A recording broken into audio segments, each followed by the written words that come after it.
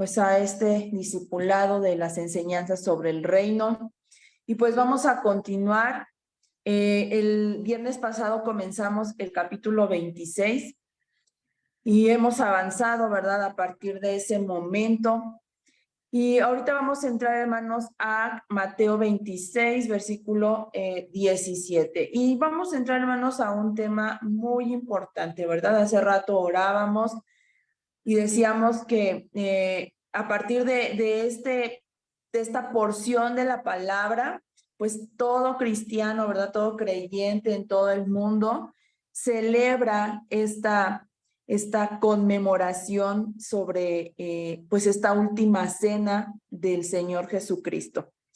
Y decía que muchas veces todo esto lo empezamos a hacer y toda nuestra vida de cristianos lo hacemos, pero llega un momento de que simplemente se convierte en un ritual rutinario, ¿verdad? Y qué bueno que el Señor el día de hoy nos va a recordar que cada vez que nosotros celebramos y conmemoramos esta celebración que el Señor dijo que lo hiciéramos hasta que Él regresara, es importante, ¿verdad? Es una promesa de que un día, así como hubo una última vez que Él tomó la Pascua, que celebró esta cena con sus discípulos, Él dijo que Él lo iba a volver a hacer, ¿verdad? Cuando Él regresara para estar con todos aquellos que creemos en Él.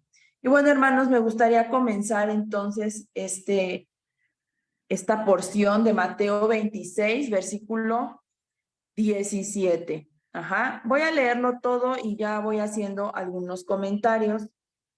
Y dice así la palabra del Señor.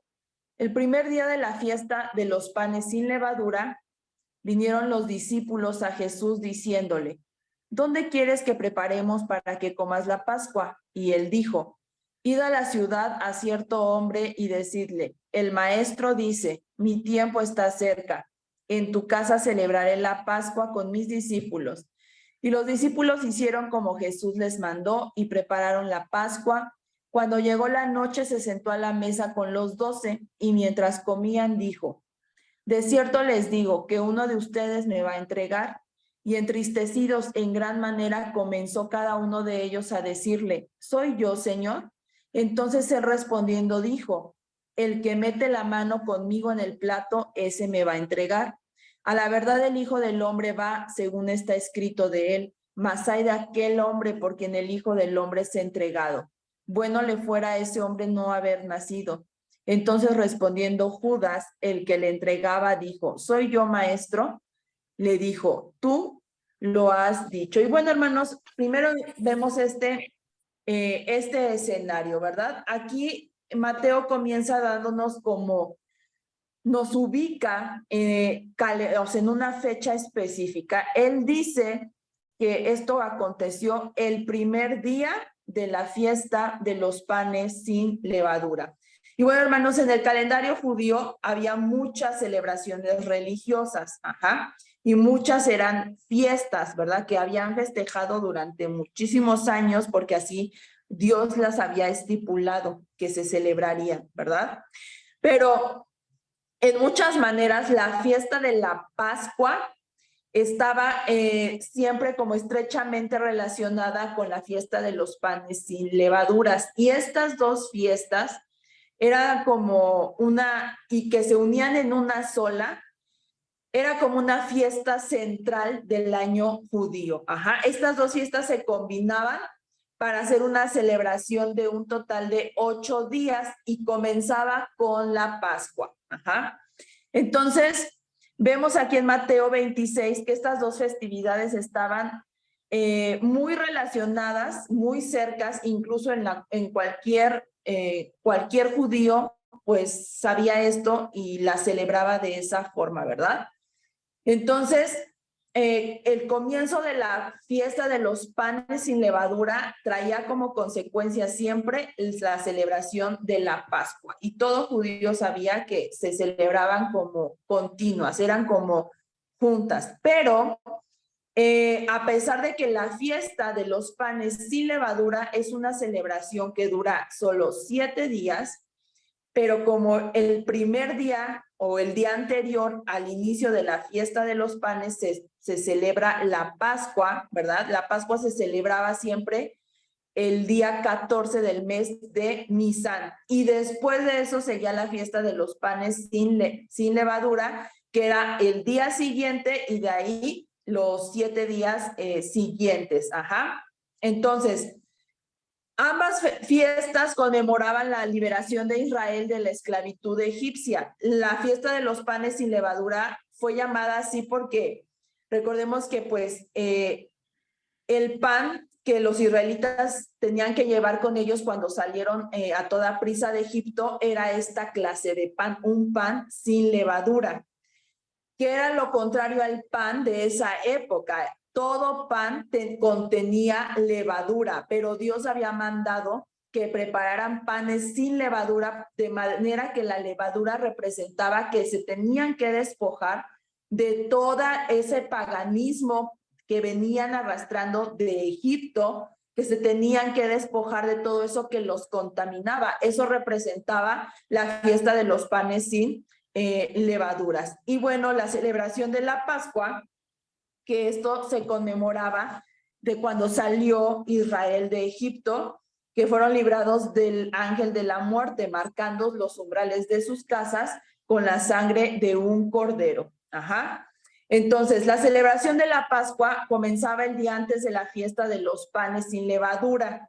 Ajá. Pero la Pascua era considerada como el primer día de esta fiesta, ajá, que duraba la Pascua 1, pero se continuaba junto con la fiesta de los panes sin levadura. Entonces, la ley mosaica, hermanos, requería que los corderos que iban a ser sacrificados para la Pascua se tenían que seleccionar en el día 10º del primer mes, y este mes se llamaba Abib. Ajá. Y ese cordero entonces se mantenía en la casa hasta que se sacrificaba en el día 14 de Nisan, que es el día que comienza la Pascua. Ajá. Entonces, en el año en que Jesús fue crucificado, debemos de saber que cuando él manda preparar, que sus discípulos le preguntan sobre la preparación de la Pascua, pues tenían que preparar un cordero, ajá, un cordero físico, un cordero que no era él, ¿verdad? Porque era parte de la celebración de la Pascua, tener ya preparado un cordero de antemano para esa celebración. Sin embargo, sabemos que la sangre de todos esos corderos juntos, ¿verdad?, que se murieron durante muchos años, que se celebró esta fiesta por mandato de Dios, pero que solo era una sombra, era una sombra. Estos corderos no quitaban el pecado totalmente, sino era una limpieza como parcial, una sombra de lo que iba a venir después a ser Jesús, y que en este momento se está manifestando. En este momento de Mateo está comenzando, ¿verdad? Todos esos corderos juntos no podían limpiar ni un solo pecado, porque Hebreos 10:4 dice que la sangre de los toros y de los machos cabríos no puede quitar los pecados del mundo, ¿verdad? Entonces, el mismo Hijo de Dios está a punto de hacer en esa cruz del Calvario, ¿verdad?, ese Cordero inmaculado y sin pecado, el Cordero de Dios. Y dice Hebreos 10:12, que fue ofrecido una vez y para siempre en un solo sacrificio por los pecados, ¿verdad? Entonces, podemos ver que al inicio de este día, como comienza Mateo, vienen sus discípulos y le dices, ¿dónde quieres que preparemos para que comas la Pascua? Entonces, esto implicaba que tenían que conseguir un sacerdote en el templo para que sacrificara el cordero. Ajá. Y esto solo tenía un horario, hermanos. O sea, dentro de su tradición y de la fiesta que se celebraba, había un horario establecido para hacer esto, el sacrificio del cordero. Y se dice que es entre las 3 y las 5 de la tarde. Ajá. Entonces, toda la comida que se preparaba, o sea, no era como comer cualquier cosa, no es como que nos reunimos y comemos cualquier cosa, sino que cada parte de la comida que se comía en esta celebración tenía un simbolismo, algo que simbolizaba algún aspecto de la liberación de Egipto. Entonces, así los corderos también que se sacrificaban, pues ya era rociada la sangre en el altar y ese cordero sacrificado se preparaba, se llevaba a casa, se preparaba y se comía durante esta celebración. Entonces, por algunas obvias razones, ¿verdad? Pues no se podía comer o celebrar esta fiesta en cualquier lugar, porque era una celebración muy solemne para los judíos. Entonces no se podía comer en cualquier lugar. Es por eso que esta inquietud de los discípulos de decir, ¿dónde quieres que preparemos, no? Para que comas la Pascua. Y se acercan a Jesús pensando, pues que a lo mejor el Señor ya tiene un lugar en donde Él quiere pues comer, ¿verdad? Y hacer esta celebración. Pero la respuesta que Jesús les da es un poco desconcertante, ¿verdad? Para los dos discípulos que dicen que Lucas nos dice que es Pedro y Juan. Entonces, lo que contesta Jesús es que dice, tienen que ir a una ciudad y van a encontrar ahí a algún hombre, a cierto hombre, nunca dicen el nombre, ¿verdad? Pero era alguien que ellos no conocían, o sea, los dos discípulos. Por los otros evangelios que mencionan este pasaje, que es Marcos 14 y Lucas 22, nos enteramos que el hombre que tenían que ir a ver era un hombre que llevaba un cántaro de agua. Eso es lo que lo iba a distinguir de una manera perceptible para identificarlo. O sea, los mandó con un nombre, pero los discípulos no conocían quién era ese hombre, ¿verdad? Entonces, cuando ya hallaron al hombre, le tenían que decir, el maestro dice, mi tiempo está cerca y en tu casa celebraré la Pascua con mis discípulos. Y hermanos, podríamos pensar que esto fue como una estrategia, ¿verdad? Para asegurar un lugar de reunión que nadie más supiera, porque recordemos que Judas ya había planeado, ya se había reunido con algunos ancianos para traicionar a Jesús, para vender a Jesús. Entonces ya solo estaba esperando como el momento. Pero Jesús, lo vemos después en Lucas, él anhelaba celebrar, hacer esta celebración con sus discípulos, de manera que nada iba a estorbar ese plan. Entonces, de alguna manera, como que Jesús mantuvo un poco en secreto el lugar en donde se iba a hacer esta celebración. Quizás si el Señor hubiera anunciado antes el lugar donde iban a ir a celebrar, pues a lo mejor ahí Judas, ¿verdad? Lo hubiera comunicado a los principales sacerdotes y pues lo hubieran antes de tiempo capturado. Pero sabemos que Jesús estaba ajustado a un plan, a una agenda que no era de los principales sacerdotes ni de Judas, sino la agenda de su Padre, ¿verdad? Dios ya había estipulado el momento preciso, la hora exacta. Entonces, vemos que entonces de esta manera nadie sabía el lugar donde se iban a reunir para celebrar esta Pascua. Ya se enteraron después cuando ya se reunieron, ¿verdad? Todos juntos. Entonces, dentro del plan redentor de Dios, era necesario que Jesús celebrara la Pascua con sus discípulos. Y hermanos, en esta cena, esta sería la última oportunidad de enseñarles y de tener comunión íntima con ellos. Era el último momento. Ya después de esto ya no iba a haber más reuniones, más celebraciones, ya no iba a estar Jesús. Es por eso que era parte, y más que del plan redentor, pues Jesús tenía ese anhelo, ¿no? De estar todavía con sus discípulos. Entonces, también era muy importante esta celebración porque este sería el momento en que la comida de la Pascua que se hacía según el antiguo pacto, ¿verdad? Que se caracterizaba por el derramamiento de sangre de corderos para limpieza de pecados, en ese momento fue transformada por Jesús, ¿verdad? En esta cena del Señor, como el nuevo pacto. Ahora se iba a celebrar la cena del Señor como parte del nuevo pacto que Jesús iba a venir o vino, ¿verdad?, a marcar. Ya el antiguo pacto, ya la sangre de corderos, eso ya no servía. Jesús en ese momento tenía que marcar esa transición. Es por eso que era importante que él celebrara la Pascua o esta celebración con sus discípulos. ¿Y cuál era la característica, verdad? ¿Qué es lo que iba a determinar que ahora esta institución de la Cena del Señor era la marca del nuevo pacto? Pues era el derramamiento de la misma sangre de Jesucristo. Jesús dice, mi tiempo está cerca. Eso es lo que él mandó a decir. Mi tiempo está cerca. Y aquí tiempo, hermanos, esta palabra no se traduce como cronos, como en muchas partes de la Biblia leemos, sino que se refiere a kairos. Kairos tiene otra traducción, no es como una sucesión de tiempo.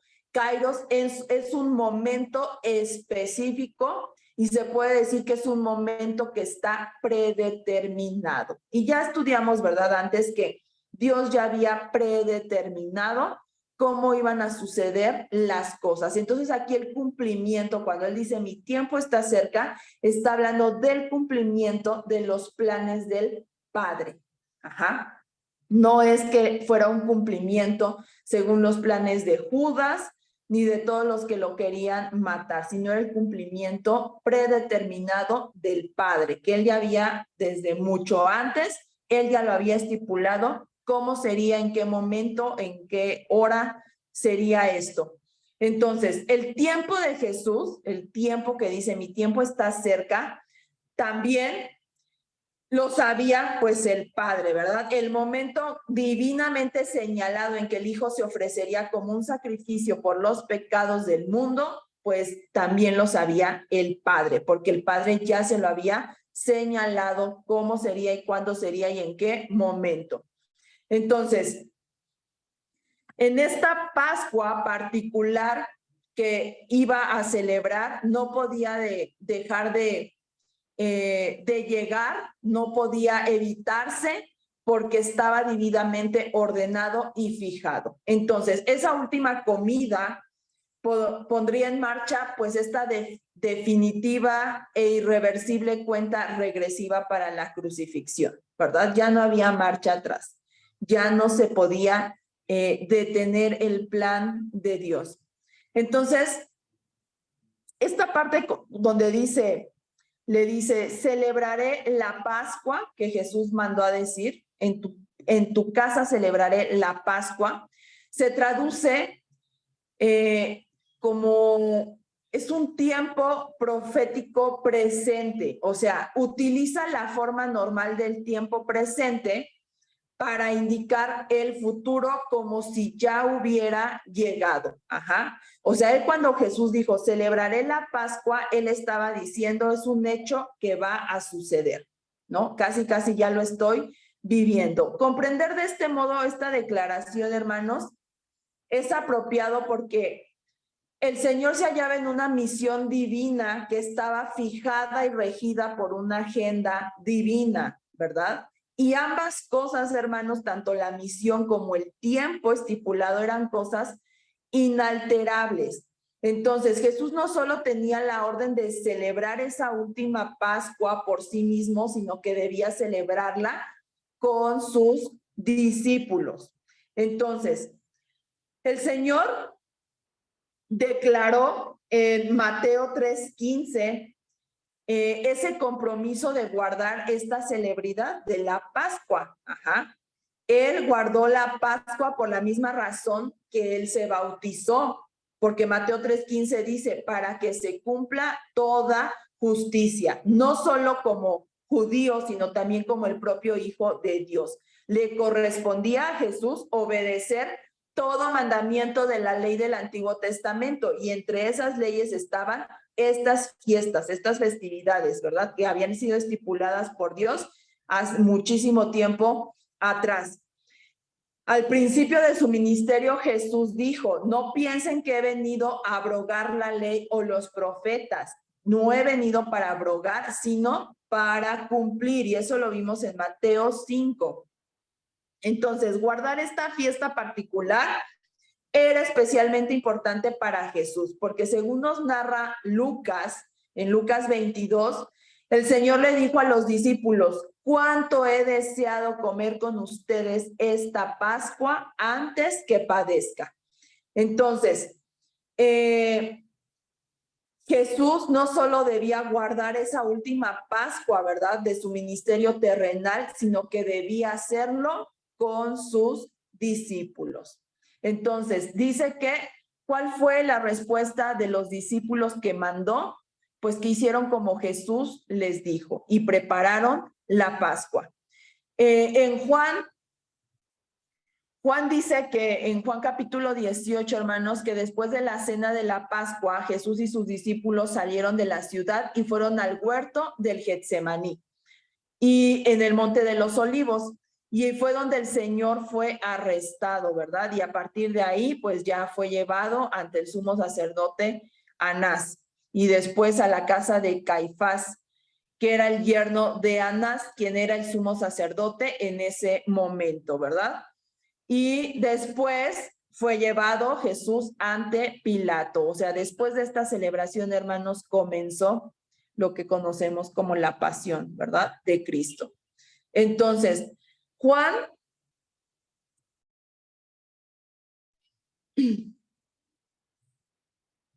entonces, hermanos, reconoce en esta sucesión de acontecimientos que el viernes, o sea, un viernes fue el día legítimo de la celebración de la Pascua, porque en Juan 19:14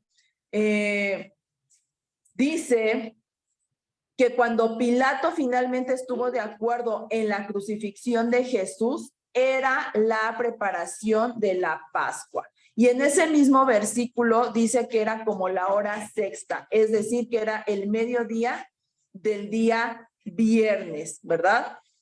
Entonces, 3 horas después de ese momento, cerca de la hora novena, como relata Mateo 27, más adelante, es cuando Jesús clama desde la cruz: Dios mío, ¿por qué me has desamparado? Hermanos, ¿por qué hago estas aclaraciones? Porque hay muchos comentarios sobre que en los evangelios y las celebraciones y las fechas, así como se celebran en el calendario judío, no concuerdan. Muchos dicen que Jesús celebró una Pascua anticipada. Otros dicen que los sacerdotes que lo llevaron ante Anás, que ellos no celebraron la Pascua anticipadamente. Y hay así una serie de conflictos, pero la conclusión a lo que llegan todas estas personas que dicen estudiar la palabra es que hay una contradicción bíblica en el tiempo. Pero no, hermanos, no hay ninguna contradicción bíblica.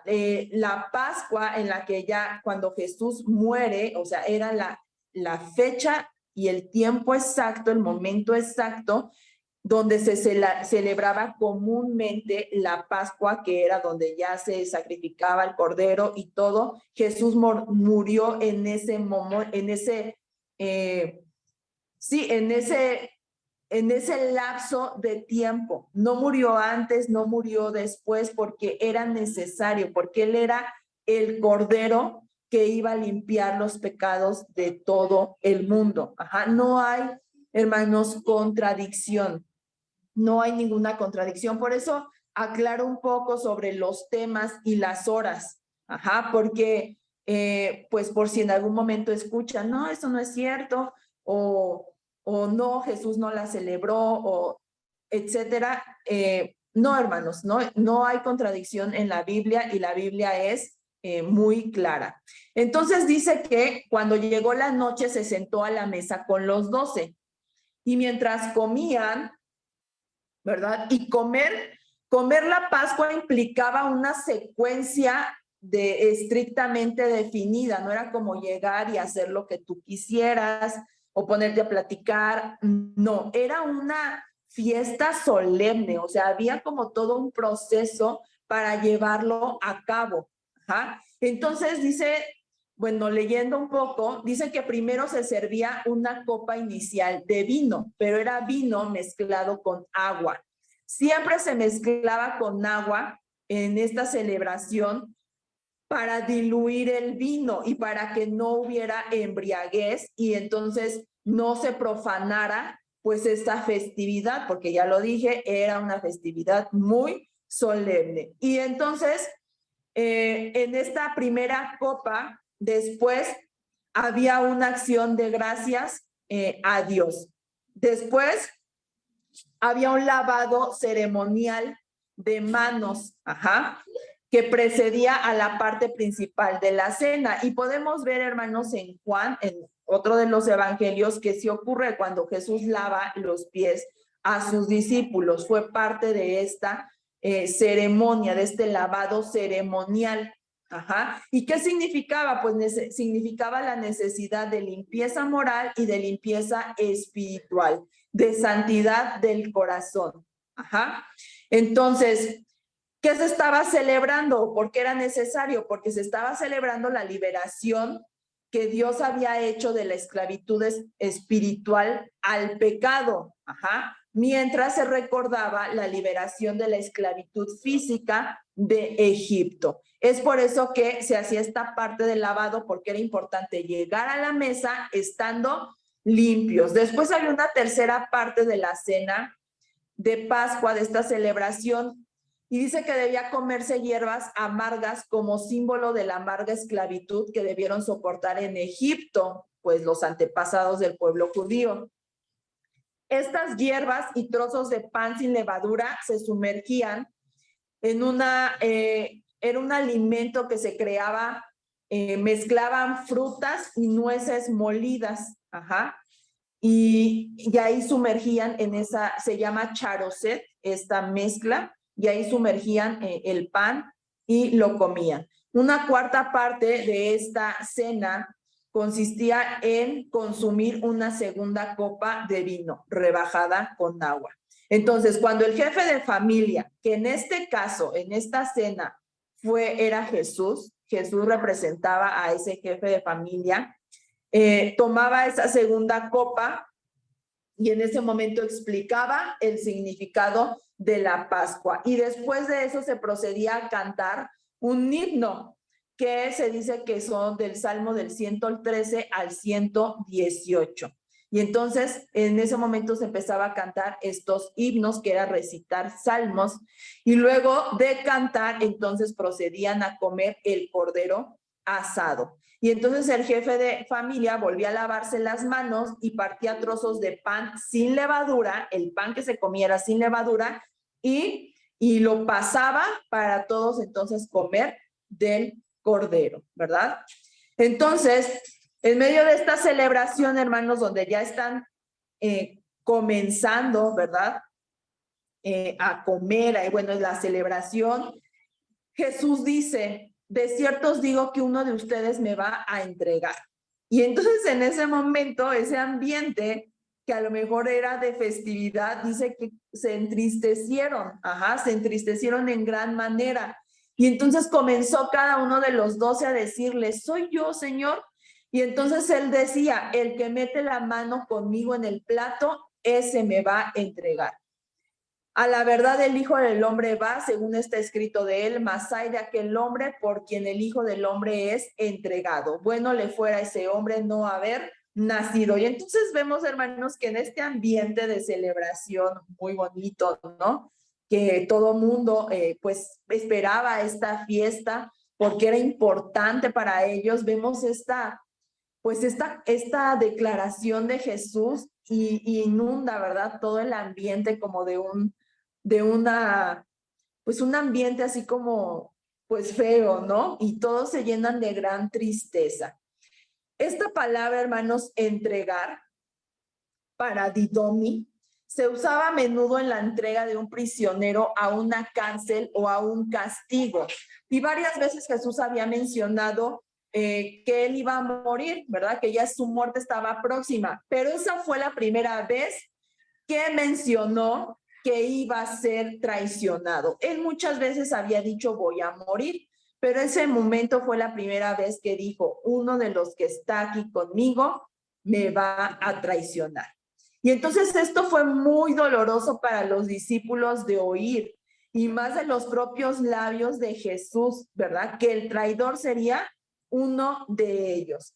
Entonces, al estar ellos muy conscientes de los muchos enemigos de Jesús, pues quizás no les hubiera sorprendido que dijera voy a ser traicionado, pero que dijera que el traidor se hallaba dentro del propio grupo de los discípulos, pues imagínense, ha de haber sido muy impactante. De ahí es comprensible que ellos se entristecieran en gran manera. En Juan 13:22 dice que se miraban unos a otros dudando de quién hablaba. Y Judas quizá era uno de los menos sospechosos porque él era el tesorero del grupo y eso indicaba que se le tenía como alguien irreprochable, alguien digno de confianza si manejaba pues el dinero, ¿verdad? Y entonces, si tenían gran tristeza, imaginemos esta escena, hermanos, probablemente cuando los discípulos comienzan a discutir quién era de ellos, yo creo que entre unos y otros se decían, eres tú, ¿no? Y al Señor le decían, soy yo, ¿quién es? ¿No? Empezaron como que a discutir entre lágrimas y mientras estaban hablando sobre este asunto, quizá se apuntaban, ¿verdad? Llegaron el momento donde dijeron, a lo mejor eres tú, a mí se me hace que eres tú. Ya no eran ellos, sino empezaron a decir, tú eres, ¿no? Seguramente tú eres. Sin embargo, la principal preocupación de cada uno de estos discípulos, hermanos, fue la posibilidad de su propia culpa, ¿verdad? De decir, quizás seré yo, podré ser yo, algo me mueve dentro de mí que a lo mejor soy yo, o yo hice algo, o yo dije algo y eso va a causar que el Señor sea traicionado, que lo arresten, que vaya a morir, seré yo. Porque cada uno le empezó a decir, ¿verdad? Ya después, Señor Jesús, soy yo, soy yo, soy yo. Y sin duda se debió pues a que Jesús acababa de reprenderles su egoísmo, porque en otro pasaje, hermanos, en Lucas, en Juan me parece, empezaron a discutir entre ellos que quién era el mayor, ¿verdad? No sé si se acuerdan, ¿verdad? Y entonces el Señor ya los había reprendido, ¿verdad? De esta situación. Entonces ellos fueron enfrentados cara a cara con la pecaminosidad de sus propios corazones. Y debido a que sus pecados de orgullo habían quedado claramente al descubierto, pues entonces ellos fueron receptivos a esa posibilidad de que a lo mejor ellos dijeron o hicieron algo que pusieron en peligro al Señor, ¿verdad? Entonces, la respuesta de Jesús pues no hizo nada para aliviarles la preocupación que sentían, ¿verdad? Es más, de nuevo les vuelve a decir, ¿verdad? El que mete la mano conmigo en el plato, ese me va a entregar. Y debido a que todos habían metido la mano en el plato, pues ellos no tenían idea de la identidad del traidor, ¿verdad? De quién era el traidor. Sin embargo, Jesús les aseguró que solo uno de ellos era culpable y que los demás le pertenecían auténticamente, porque les comunicó, ¿verdad? En Juan 13:18, hermanos, dice, no hablo de ustedes, yo sé a quienes he elegido, mas para que se cumpla la escritura, el que come pan conmigo levantó contra mí su calcañar. Y esta cita es de Salmos 41, ajá. Y en este salmo, hermanos, cuando se escribió, se refería a la traición de Aitofel, que Aitofel le hizo a David. Y era como un simbolismo, ¿verdad? Ese Aitofel era como un simbolismo del traidor que en ese momento estaba por entregar a Jesús, que era Judas. Y entonces Jesús puso la traición delante de esa perspectiva divina al asegurar a los discípulos que ese acto de traición iba a servir para el cumplimiento del plan soberano de Dios. No es que se le saliera de las manos, no es que pues Judas era más poderoso, era muy astuto, o que Satanás era más astuto que Dios mismo. No, no, no. Ese acto de Judas sirvió, Dios lo utilizó de ese modo para el cumplimiento de su plan soberano, ¿verdad? Porque después Jesús dice, a la verdad el Hijo del Hombre va según está escrito de él. Jesús no cayó en la trampa de Judas, sino que más bien debido al rechazo a Cristo de Judas, él se convirtió, Judas mismo se convirtió en ese instrumento que serviría en el plan divino de Dios. Dios usaría incluso esa maldad, ese plan malvado, ese corazón malvado para obrar la justicia del Hijo de Dios. Ese acto de traición se había escrito de antemano en las páginas, pues, de la Escritura, hermanos. En Hechos 2:23 dice que fue entregado por el determinado consejo y anticipado conocimiento de Dios. La decisión malintencionada de Judas de rechazar y traicionar a Cristo fue usada por Dios en el cumplimiento de la misión, ¿verdad?, redentora que Cristo iba a llevar a cabo.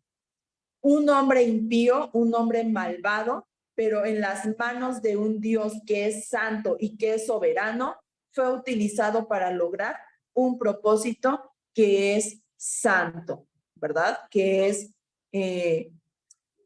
un propósito divino, un propósito de la eternidad de Dios. Entonces, el hecho de que esta acción pecaminosa, hermanos, fuera usada por Dios para proporcionar salvación del pecado, eso no exime de culpa a Judas. Judas, delante del Señor, es responsable. Porque no es como que haciendo algo malo sea bueno solo porque Dios lo utilizó para un buen propósito. No, no, no. Que Dios aprovechara de un modo soberano esa maldad para cumplir sus propios propósitos no hace que un pecado sea menos pecaminoso o que el pecador sea menos culpable. Dios lo hizo responsable. Dios lo hizo.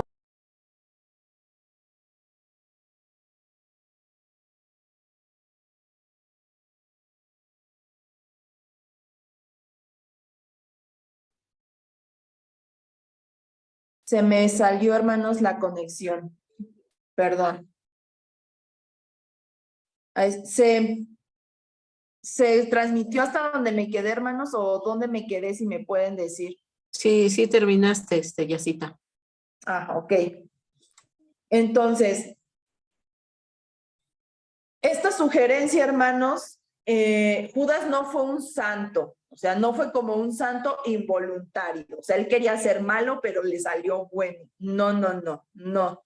Esa sugerencia de que traicionó a Jesús de manera intencional para que el mundo pudiera ser redimido a través de la crucifixión es una idea, hermanos, antibíblica y muy absurda. Y esto lo menciono porque hay libros, hay escritores, no cristianos del mundo secular, pero por aquellos que luego andan leyendo cosas seculares, que dicen que Judas ya sabía que él tenía que hacer eso porque era parte del plan de Dios y que Judas finalmente fue tomado como un justo.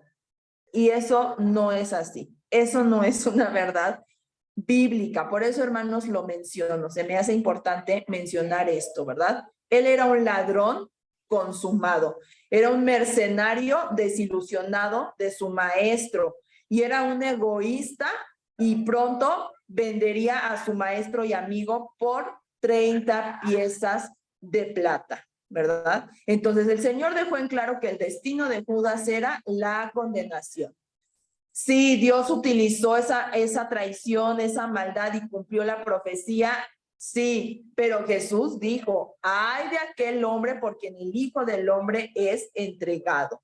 porque bueno le fuera no haber nacido. O sea, el futuro de Judas pues era muy terrible, ¿verdad? Era tan terrible que hubiera sido mucho mejor que nunca hubiera nacido. Entonces, Judas es el ejemplo, hermanos, más trágico y gráfico de las personas, como dice el libro de Hebreos, ¿verdad? Porque si pecaremos voluntariamente después de haber recibido el conocimiento de la verdad, ya no queda más sacrificio por los pecados, sino una horrenda expectación de juicio y de hervor de fuego que ha de devorar a los adversarios. Judas es el claro ejemplo de este pasaje, hermanos, de Hebreos. Ajá. Pecó voluntariamente después de que él recibió el conocimiento de la verdad, él convivió con la verdad, él vivió con la verdad, él probó de la verdad, porque él estuvo muy cerca de Jesús, al igual que los otros 11. Y a pesar de eso, él dijo, lo voy a entregar por 30 piezas de plata, ¿verdad? Entonces, Judas, dice Mateo 26:25, respondiendo Judas, el que le entregaba, dijo, soy yo, maestro, y le dijo, tú lo has dicho. Y hermanos, ya no me va a dar tiempo, dejo hasta este pasaje y continúo el viernes que viene, y cedo la palabra a mi hermano Jorge. Gracias, Yazaret. Tomo la palabra y inicio como tenía yo preparado a partir del versículo 30. Y voy a leer algunos versículos y después regreso a dar el comentario. Aquí la escena es que pues ya terminaron la cena del Señor.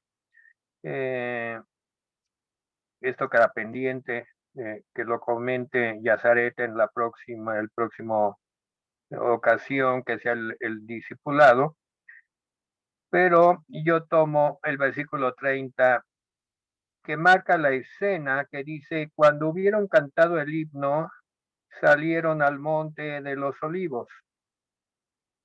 Estaban en Jerusalén, en el aposento que habían conseguido para que celebraran la cena, donde se escenifican todos los eventos que ya han sido narrados y que se terminará en la próxima vez. Y se preparan para salir y salen con destino al monte de los olivos. Hay un trecho que es una cañada que hay que cruzar para llegar al monte de los olivos.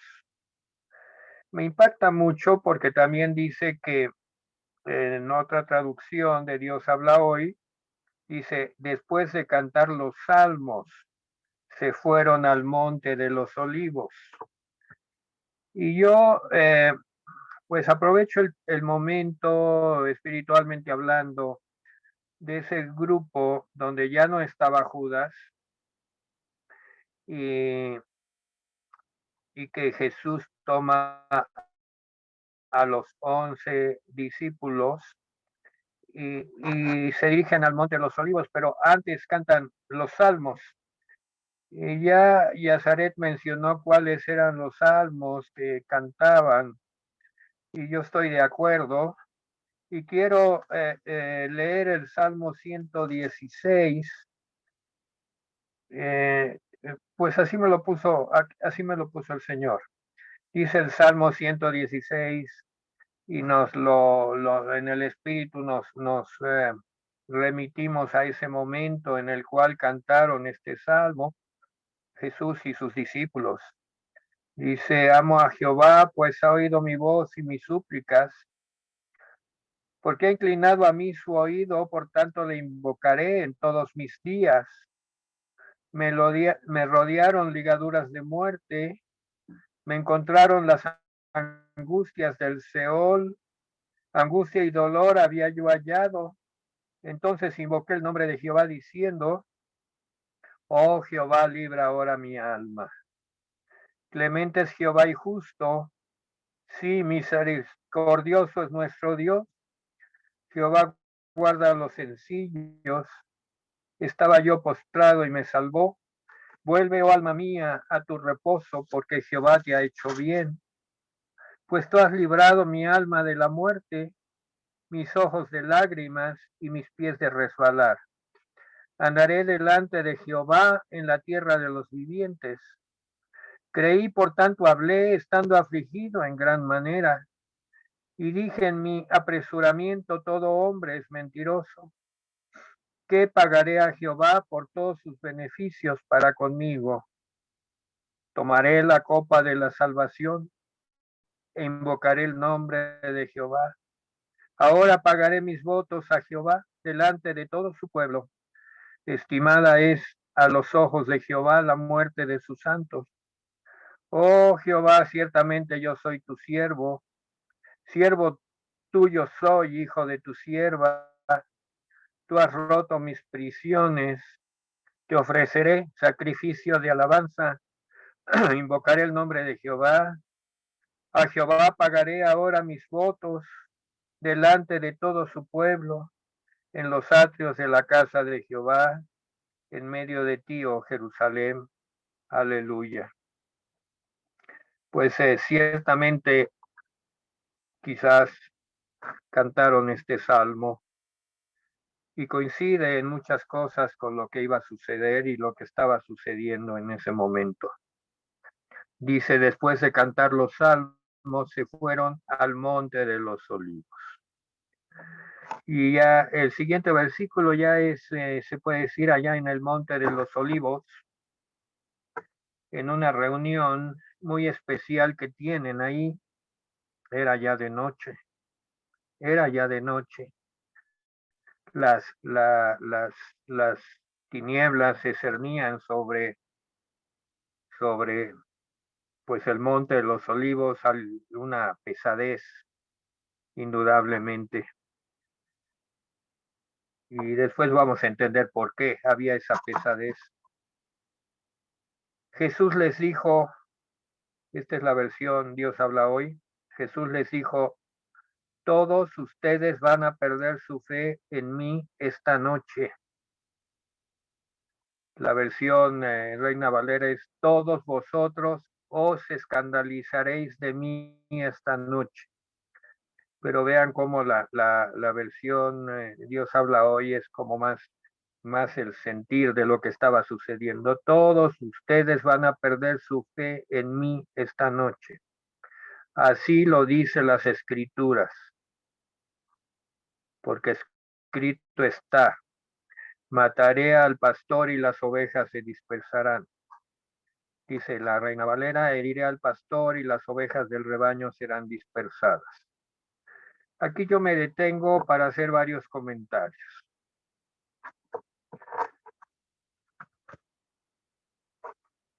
Ya bien lo comentó Yazaret, que era la última oportunidad que Jesús tenía de comunicarse directamente con sus discípulos. También ocurre que ya no estaba el traidor Judas y pues les da una aseveración muy fuerte, que todos iban a perder la fe en él o que se iban a escandalizar, en otra versión. Cada uno de nosotros lo toma de la manera que le parezca bien. Pero lo que dijo Jesús tenía un significado. No era para acusar, no, ni señalar con culpabilidad a nadie, sino para invitarlos a la humildad, porque conocía y sabía que tenían un orgullo del cual debían despojarse para ser aptos para el reino de Dios. El haber estado con Jesús, haber presenciado tantos milagros, haber caminado en triunfo, se puede decir, en la mayor parte de las veces, haber visto a Jesús triunfar en las discusiones con los fariseos, en resucitar muertos, sanar a infinidad de enfermos, les había dado a los discípulos un cierto orgullo, no propio, pero sí de haber caminado con Jesús y ser parte de ese movimiento. Jesús detecta que eso no era conveniente y les da esas palabras tan duras, pero que tienen un propósito, no de acusar, no de señalar culpables, sino para invitarlos a que conozcan la verdadera humildad que era necesaria para ser aptos para el reino de Dios. Ese orgullo que habían adquirido tenían que despojarse de él. Y también era necesario para que se cumpliera Zacarías 13. Y el tiempo que me queda lo voy a usar para estudiar Zacarías 13 y 14. Y me ha parecido muy, muy importante hacer este estudio de Zacarías en este momento, porque nos vamos de filo en las lecturas de la pasión, pero esto, la pasión, como lo dijo Yazaret, cumplía la agenda de Dios, y la agenda de Dios está en la palabra. Vayan en su Biblia a Zacarías 13, lo vamos a leer completo. En aquel tiempo habrá un manantial abierto para la casa de David y para los habitantes de Jerusalén, para la purificación del pecado y de la inmundicia. En aquel día, dice Jehová de los ejércitos, quitaré de la tierra los nombres de las imágenes y nunca más serán recordados. También haré cortar de la tierra a los profetas y al espíritu de inmundicia. Y acontecerá que cuando alguno profetizare, aún le dirán su padre y su madre que lo engendraron. No vivirás porque has hablado mentira en el nombre de Jehová. Y su padre y su madre que lo engendraron le traspasarán cuando profetizare. Y sucederá en aquel tiempo que todos los profetas se avergonzarán de su visión cuando profetizaren, ni nunca más vestirán el manto velloso para mentir. Aquí esta primera parte habla de que el Señor va a limpiar, va a purificar del pecado y de la inmundicia. Se abrirá un manantial para la casa de David. Aquí está mezclada profecía que todavía no se cumple, pero está muy cerca de cumplirse. Ya lo estamos viendo en alguna forma. Y la profecía que se cumplió con la venida de Cristo y las profecías que estaban escritas desde los tiempos antiguos. En el pasado, según la ley, el profeta que profetizara en falso era digno de muerte, que profetizara falsedades, y aquí lo dice y lo confirma. Y dice que ya a partir de ese momento no habrá más profeta, porque habrá uno, versículo 5, que dirá, no soy profeta, labrador soy de la tierra, pues he estado en el campo desde mi juventud. Aquí claramente se refiere al Señor Jesucristo, que pues era un artesano, un hombre de oficio, y no nació como profeta, era un labrador de la tierra, del campo, desde su juventud. Y le preguntarán, ¿qué heridas son estas en tus manos? Eran las heridas de la cruz. Y él responderá, con ellas fui herido en casa de mis amigos. Esto es Zacarías 13:6. Con ellas fui herido en casa de mis amigos. Versículo 7, que es al que se refiere directamente el Señor, cuando habla de que, pues, dice, porque escrito está, ¿verdad? El versículo 31, de que iban a perder su fe en él esta noche, porque las escrituras decían, matarán al pastor, las ovejas se dispersarán. Y aquí Zacarías lo estaba diciendo. Miren cómo lo profetizó Zacarías cientos de años antes. Levántate, oh espada, contra el pastor y contra el hombre, compañero mío, dice Jehová de los ejércitos. Hiere al pastor y serán dispersadas las ovejas, y haré volver mi mano contra los pequeñitos. Y aquí viene en el versículo 8 una profecía que se va a cumplir. Y acontecerá en toda la tierra, dice Jehová, que las 2/3 partes serán cortadas en ella y se perderán, mas la tercera quedará en ella. Habla de pues una gran mortandad, ¿verdad? De 2/3 partes. Y meteré en el fuego a la tercera parte que quedó, y los fundiré como se funde a la plata, y los probaré como se prueba el oro. Invocará mi nombre, y yo les diré, oiré y les diré, pueblo mío, y él dirá, Jehová es mi Dios. Es una confirmación de los judíos que verdaderamente van a seguir al Señor, pero después de muchas pruebas. Aquí lo dice Zacarías 13 del 7 al 9. Y como una parte de la cultura profética que hemos de saber, ya estamos en Zacarías 14 y lo vamos a leer hasta el versículo 6, no, hasta el versículo 7.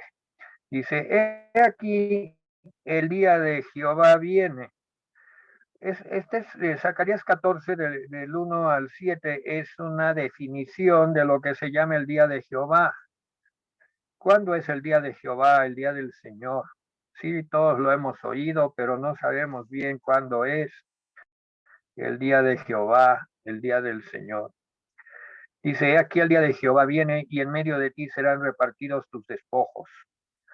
Porque yo reuniré a todas las naciones para combatir contra Jerusalén, y la ciudad será tomada y serán saqueadas las casas, violadas mujeres, la mitad de la ciudad irá en cautividad y el resto del pueblo no será cortado. Después saldrá Jehová y peleará con aquellas naciones como peleó en el día de la batalla.